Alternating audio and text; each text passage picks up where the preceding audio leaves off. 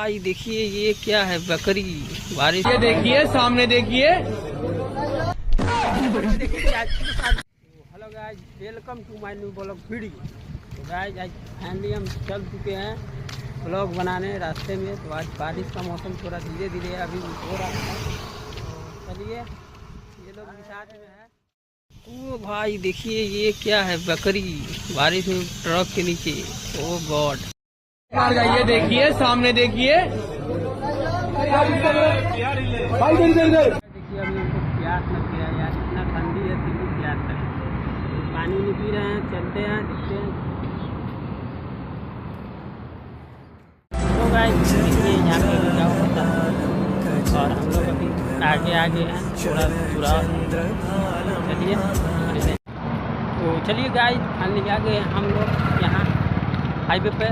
तो अभी हम लोग जाएंगे फाइनली ब्रिज पे। तो आप लोग बने रहिएगा वीडियो में। देखिए इधर साइड में कंपनी है, पार्क मस्त लग रहा है, क्या नज़ारा है वो वाह। देखिए हमारे साथ ये भी है, क्या नाम है रे, छक्का। तो हेलो गाइस फाइनली आ गए हम। देखिए अभी जा रहे थे ब्रिज पे, तो क्या है कि गार्ड बोला है तो हम लोग वापस चले आए हैं फाइनली जंगल में। देखिए जंगल है, पूरा जंगल ही जंगल है।